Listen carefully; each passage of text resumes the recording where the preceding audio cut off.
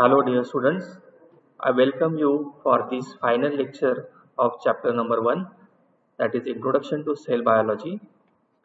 Today we are going to study the ultrastructure of animal cell in this lecture.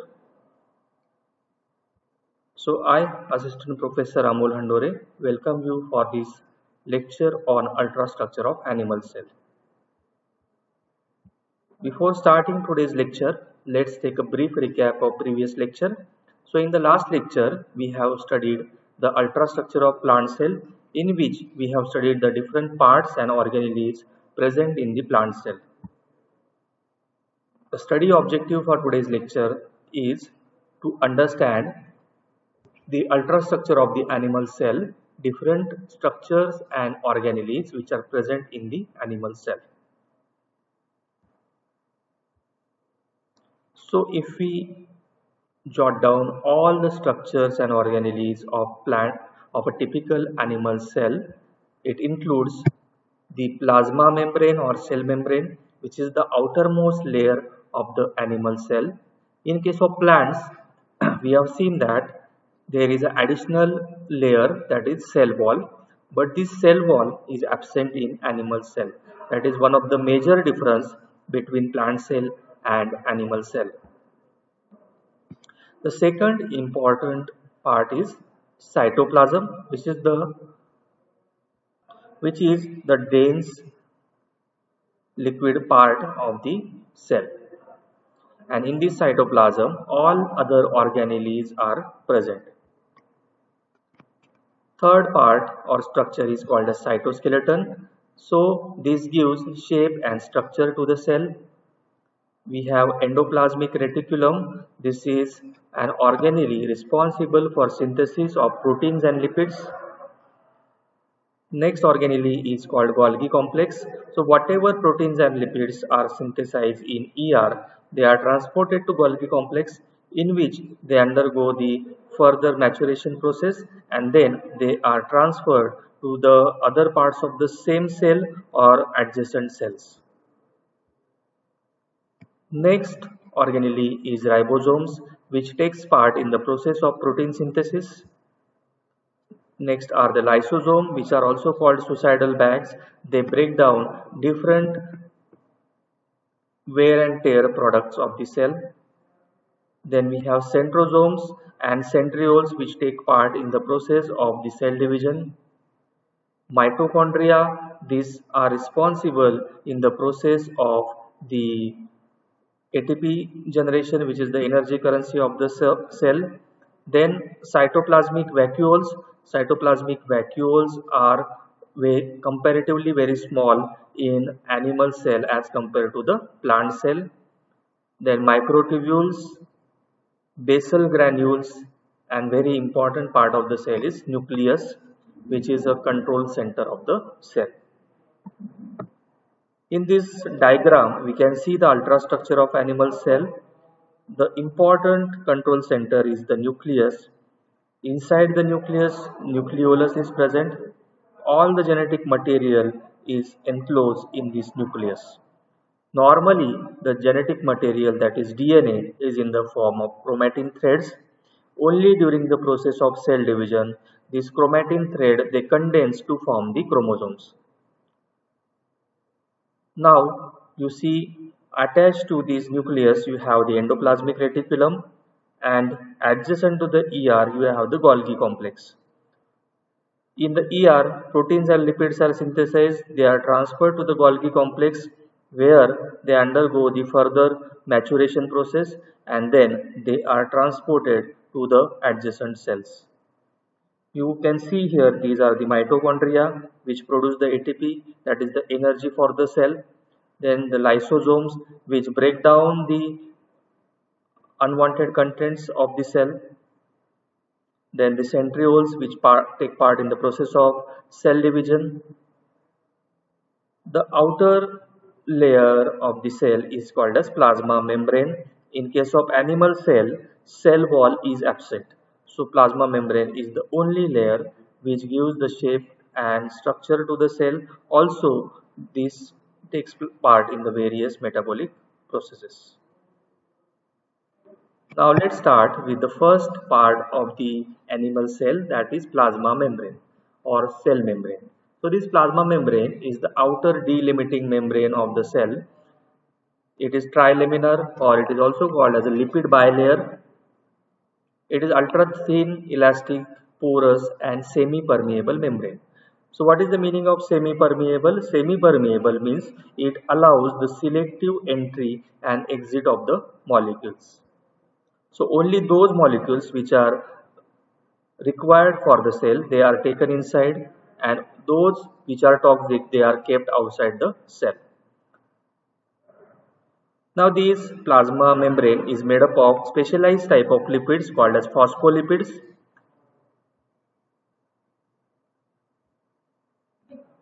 and due to the semi-permeable nature, there is a selective entry and exit of molecules.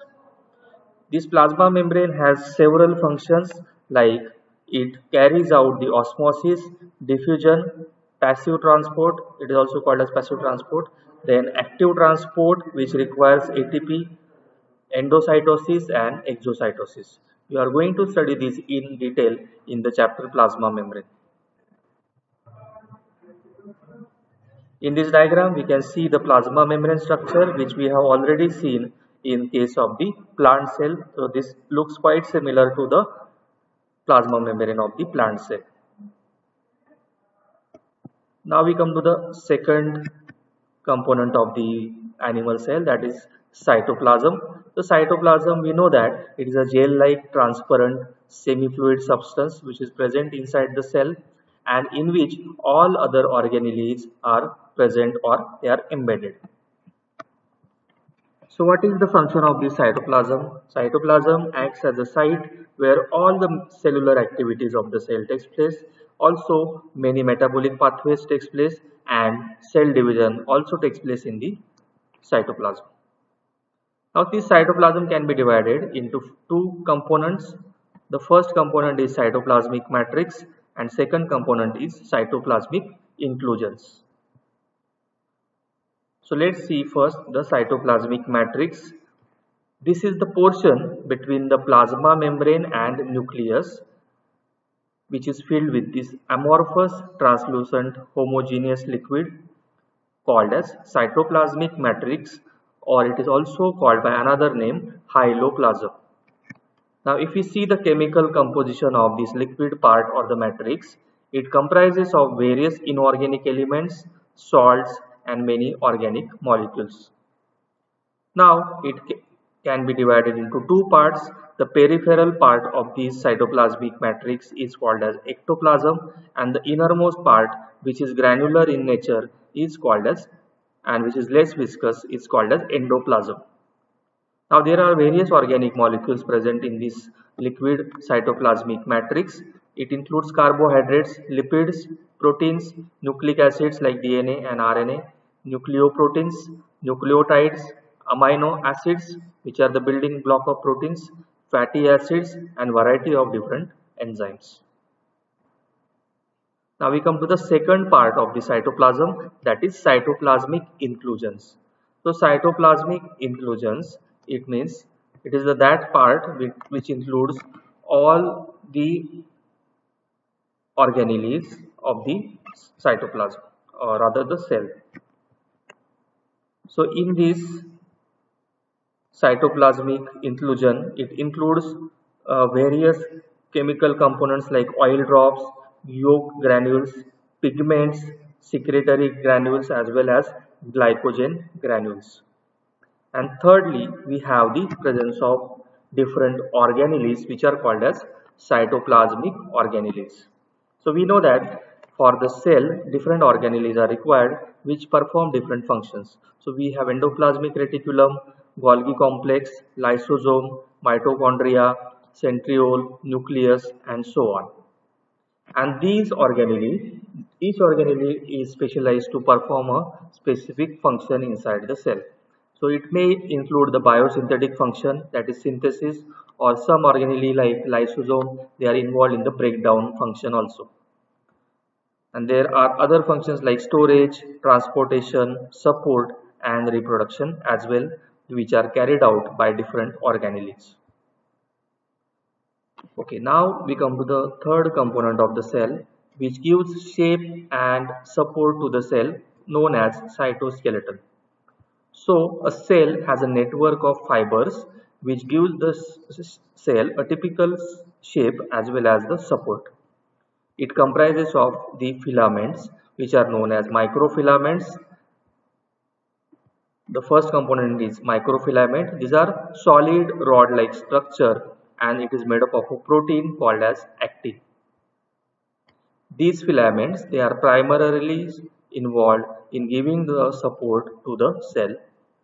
Second, filament-like structures are called as microtubules. So these are the tubular structures or hollow cylinder-like structures present throughout the cytoplasm of these animal cells. They are absent in the bacterial or the prokaryotic cells. And these microtubules, they carry out different functions ranging from the structural support to the transport as well. In this picture, you can see the cytoskeleton. The green filaments are the microtubules and the yellowish pink filaments are the actin filaments. So these basically give the shape and support to the cell, forming the cytoskeleton. We come to the next organelle, that is endoplasmic reticulum. In plant cell also we have studied this. This organelle has a function to produce the proteins and lipids for the cell. We can see this organelle or ER is attached to the outer envelope of the nucleus, which is also known as nuclear envelope. It is continuous with the nucleus envelope attached at the point of nuclear pores which are opening on the nucleus. There are two types of ER, rough ER which has ribosomes. So you can see these blue dotted structures. These are the ribosomes. So due to these ribosomes, it appears rough in appearance. So it is called rough ER. And ahead of the rough ER, you have a smooth ER also, which does not have ribosomes. So it is called as smooth ER. Both these rough and smooth ER, they are made up of three components, that is cisternae, vesicles and tubule. We have one separate chapter on endoplasmic reticulum. During that, we will study the detailed structure of the endoplasmic reticulum.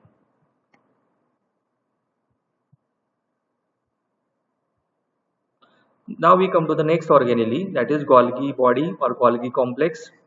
So after the proteins and lipids are synthesized in rough and smooth ER respectively, they are transported in the form of small rounded structure which are called as vesicles. And then these vesicles, they are transported to the Golgi complex. So this Golgi complex is a stack of flattened membrane bound parallelly arranged organelles. So this is like connection between endoplasmic reticulum and exterior of the cell. What are the functions of the Golgi complex? The main function is storage and synthesis, storage of the synthetic products like proteins, lipids, ribosomes, and also ER and secretion of certain macromolecules. Also, it produces variety of secretory granules. For example, acrosome. You must have heard this name, acrosome, which is a digestive enzyme present in the cap-like structure of the sperm. So, on the top heads of the sperm, you will have a cap-like structure in which you have these enzyme molecules in the acrosome. So this Golgi complex is responsible for manufacturing, storing and transporting certain cellular products like proteins, lipids. Even the maturation of these proteins and lipids takes place in the Golgi complex. So these enter from the ER where they are synthesized. They will enter from the cis phase. They undergo the maturation process in the Golgi complex and they come out through the Golgi apparatus in the form of these secondary vesicles. And now these proteins and lipids which are present in the secondary vesicles, they are transported to the adjacent cells. So there is continuous modification of proteins and lipids taking place in the Golgi apparatus. We come to the next organelle, that are ribosomes. So what are ribosomes? We know that these ribosomes are responsible for the process that is known as protein synthesis. So they are minute spherical structure. We have seen in the ER structure, rough ER, they are attached to the endoplasmic reticulum. Sometimes ribosomes are also freely present in the cytoplasm. So based on this, there are two types of ribosome. Those are free ribosomes present in the cytoplasm, and then we have the attached ribosomes which are attached to the endoplasmic reticulum. These are also called as fixed ribosome. Now these ribosomes, they are produced in the nucleolus. We know that in the nucleus there is another uh, central part, that is nucleolus. So inside this nucleolus the ribosomes are synthesized. Once they are synthesized, they will come out of the nucleus through the minute pores which are present on the nucleus. And these ribosomes are produced from two components, that is proteins and rRNA, and they carry out a process that is protein synthesis. So they take part in the protein synthesis. Now we know that ribosomes, they are made up of two subunits. One is called a small subunit, the larger one is called large subunit. They combine together to form the structure of a ribosome. And the chemical composition of ribosome is RNA plus protein. So it is also known as ribonucleoprotein. In case of the animal cell, the type of ribosomes which are present are called as 70S type. As well as in the animal cell, we have these 70S type of ribosomes. Next organelle are the lysosomes. So lysosomes, they are also commonly called as suicidal bags of the cell.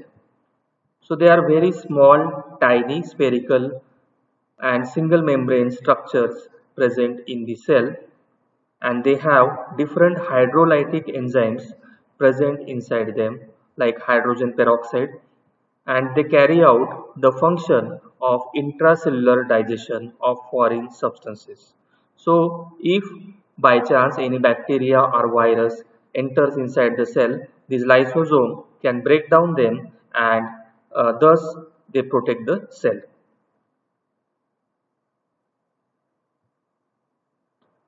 Sometimes they also break down the cellular organelles. We know that in the cell, the organelle have some lifespan. After that, the new organelle are formed. So these old organelle needs to be broken down. So these are broken down with the help of the enzymes which are present in these lysosomes. So you can see these lysosome inside the cell. It is made larger here in this picture. So you can see there are hydrolytic enzyme present in the lysosome. Next we come to the next organelle, that is mitochondria. Commonly it is known as the powerhouse of the cell. Why? Because it produces the energy required for the cell in the form of ATP molecules. If we see the shape, it is a rod shaped double membrane structure, and it has enzyme for the respiration. Very important characteristic of the mitochondria is that they have their own DNA and ribosomes. In plant cell also we have discussed the structure, and there is another chapter we are going to discuss the detailed structure of the mitochondria. They have a double membrane. The inner membrane is folded to form the folds known as cristae. These folds increase the surface area for the synthesis of ATP molecules. And the inner layer has the liquid part which is known as mitochondrial matrix. So the ATP synthesis takes place in the mitochondria. That's why we call it as powerhouse of the cell. We come to the next organelle, which are known as centrosomes. These centrosomes, they are dense and they are located near the nucleus. So in this picture you can see near the nucleus you have these presence of the these centrioles, and these are near the nucleus you can find these centrosomes. These centrosomes are further made up of centrioles. During cell division, these centrioles play a very important role. So, they help in the process of cell division. So, at the time of cell division, centrioles form the spindle structure or spindle apparatus. We know that these spindle fibers help in the attachment of these microtubule fibers, and it helps in the pulling of chromosome towards the poles of the cell. So during that time, the centrosome and centriole have a role to play in the cell. Next structure or organelle are known as cytoplasmic vacuoles. In plants also we have seen these vacuoles which are very larger, but in case of the animal cell, the vacuoles are comparatively smaller in size. They are liquid filled structures, and what is their function? They are useful for the storage, transmission of material and maintenance of the internal pressure of the cell. These are the functions of the cytoplasmic vacuole, and they are found in both plant and animal cell. However, the vacuoles are very large in the plant cell. They occupy almost more than 2/3 part of the plant cell. However, in animal cell, these vacuoles are very small in size. The next component or structure present in the animal cell is microtubules. So these microtubules are they form a network like structure in entire cell. So in the cytoplasm, you can see this network of microtubule structure, and what is their function? They are responsible for transportation of water, ions, small molecules, as well as in the formation of fiber or aster for the spindle during the cell division process. Next structures in animal cell are called as basal granules. We know that plant or few animal cell like sperm, they have the locomotory organelle such as these flagella or cilia. And these flagella or cilia, they contain spherical bodies which are called as basal granules, or these are also called as kinetosomes, and which are present at the base of flagella or cilia. Okay, so basal granules are present at the base of flagella or cilia, and they take part in the process of locomotion. We come to the final and very important organelle of the animal cell, that is nucleus. So how is the shape of nucleus? Nucleus is spherical and highly specialized dense part of the protoplasm, which is nothing but a part embedded in the cytoplasm. All the vital activities of the cell takes place in this nucleus. That's why nucleus is also called as control center of the cell. The nucleus, we know that it is surrounded by a double layer structure that is known as a nuclear membrane, or it is also referred to as a nuclear envelope. The nucleus serves two major functions. Firstly, it is the storage site for the cell's genetic material, that is DNA, which is present in the form of fiber-like structures. These are called as the chromatin fibers, and these chromatin fibers, they condense only during the cell division to form the chromosomes. Secondly, nucleus coordinates all the cell activities, which include growth, metabolism, protein synthesis, as well as cell division. So if we see, we have also seen this structure in the plant cell, so I will explain it in shortly. So nucleus is similar to that of the plant cell. It has a double layer envelope that is called as nuclear membrane or nuclear envelope, or also called karyotheca. Then the liquid part inside the nucleus is called as a nucleoplasm or nuclear sap, or it is also called karyolimb. We know that inside the nucleus there is another spherical controlling center that is called as a nucleolus. Inside the nucleolus occurs the synthesis of the ribosomes.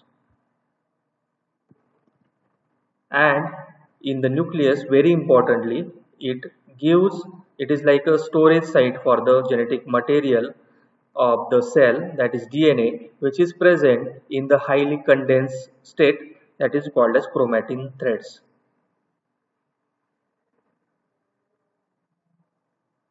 We know that nuclear membrane is a double membrane structure. On top of it, there are present of the nuclear pores, and these nuclear pores are continuously present along with the endoplasmic reticulum.